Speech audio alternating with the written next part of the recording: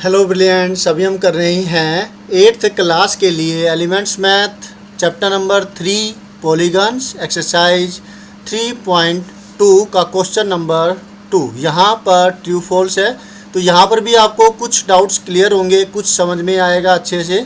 तो वो जो चीज़ है, जो समझ में आने वाली चीज़ है, वो अब आपको समझाई जाएगी, तो आपको वो ध्यान से सुननी है और उसको ऑपरेशन में लाना है और उसको याद भी रखना है। तो चलिए करते हैं। यहाँ पर इस ट्रू फॉल्स में जो 3 ट्रू फॉल्स मिले हुए हैं, ये हमें बुक जो है, जो टीचर है जिन्होंने बनाई है, ये वो हमें क्या समझाना चाहते हैं। Let us do.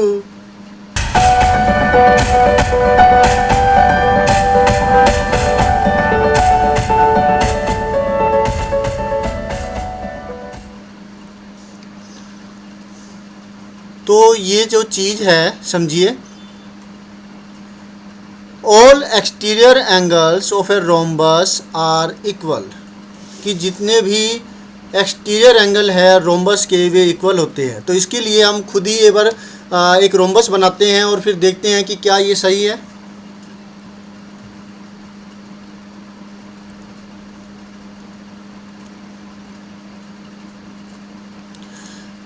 एक रोम्बस जैसे कि मैंने ये लिया, ठीक है, ये ऐसे तो ये स्क्वायर बन गया।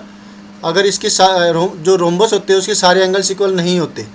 अगर एक एंगल इसका 90 डिग्री होगा, सॉरी, एक एंगल अगर इसका एक्यूट होगा तो दूसरा ऑब्ट्यूज होगा, राइट। ये बना दिया हमने। अब इसके बाद इसका जो एक्सटीरियर एंगल है, पहले इंटीरियर एंगल के बारे में बात कर लेते हैं। ये जो एंगल है ये ऑब्ट्यूज लग रहा है, मान लेते हैं कि ये, मान लेते हैं, एग्जैक्टली नहीं कह रहा हूँ मैं, कह रहा हूँ मान लेते हैं ये 95 डिग्री का हो गया। ऑब्ट्यूज है, 90 से तो ज़्यादा ही हो गया ना।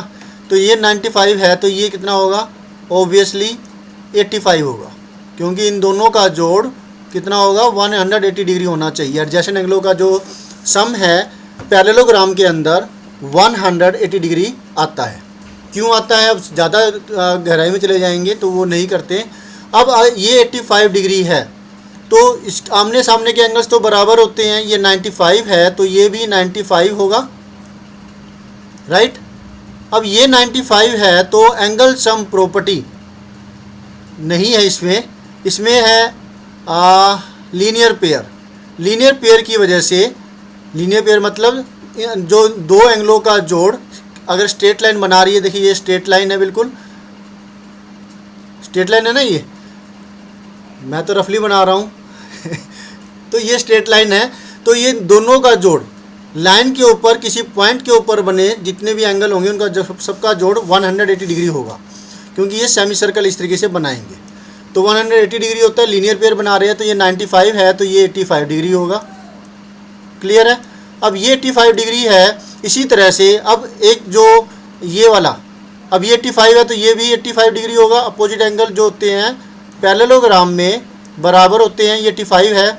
इस लाइन को मैं आगे बढ़ा दूं तो जो ये एक्सटीरियर एंगल बन रहा है बाहर, एक लाइन को बढ़ाने पर दूसरी लाइन के साथ, दूसरे लाइन सेगमेंट के साथ, दूसरी साइड के साथ जो एंगल बनाता है वो एक्सटीरियर एंगल होता है। तो ये वाला एक्सटीरियर एंगल नहीं होगा, याद रखिएगा, ये एक्सटीरियर एंगल नहीं है, क्योंकि ये जो कंडीशन यहाँ पर जो है फुलफिल नहीं हो रही है। दो साइडों के साथ के बीच में बनेगा, एक साइड के साथ, और एक साइड को एक्सटेंड करने पर जो बना है एंगल, जो ये वाला है, राइट। तो 85 है तो वही लीनियर पेयर से ये आएगा 95 डिग्री। अब आप खुद देख लीजिए कि ये एक रोम्बस है, और रोम्बस जिसकी चारों साइडें बराबर होती है, लेकिन अंदर के सारे एंगल बराबर नहीं होते, जिसकी वजह से इसके एक्सटीरियर एंगल भी बराबर नहीं है। हमने एग्जांपल लिया 95 डिग्री का, तो ये 85 डिग्री होगा। तो देखिए एक एक्सटीरियर एंगल 85 डिग्री आया है और एक एक्सटीरियर एंगल 95 डिग्री आया है, तो ये दोनों बराबर तो नहीं है ना, तो इसलिए वो क्या होगा, फॉल्स होगा।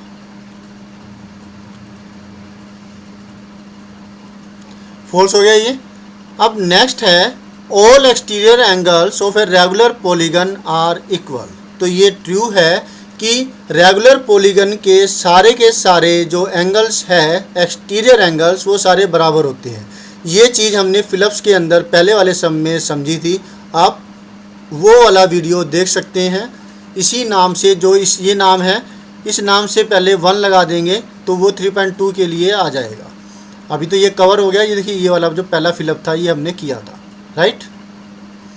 ओके, अब है तो ये क्या होगा, ट्रू होगा, जो कि पेंटागन के केस में सारे एक्सटीरियर एंगल वो आते हैं 72 डिग्री का, और जिसकी 10 साइड्स होती है डेकागन यानी कि, तो उसके सारे एक्सटीरियर एंगल 36 डिग्री होंगे। इसी तरीके से रेगुलर ट्रायंगल जो होता है उसके सारे के सारे एक्सटीरियर एंगल 120, 120, 120 डिग्री के होते हैं, और स्क्वायर के केस में ये होता है 90 डिग्री का, ठीक है। तो एक्सटीरियर एंगल रेगुलर पॉलीगन जिसकी सारी साइडें बराबर होती है और सारे के सारे एंगल्स बराबर होते हैं, वो उसके सारे एक्सटीरियर एंगल बराबर होंगे।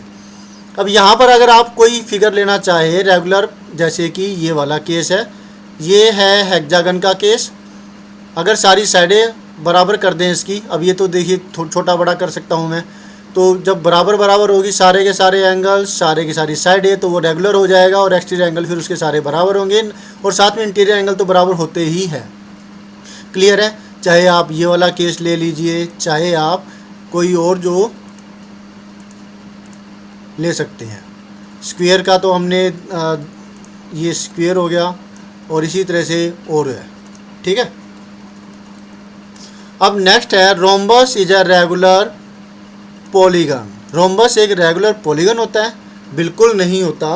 पॉलीगन के लिए कंडीशन है कि सारी की सारी साइडें बराबर होनी चाहिए और सारे के सारे एंगल्स बराबर होने चाहिए, जो कि रोम्बस में नहीं होते। हमने एग्जांपल अभी किया भी तो है।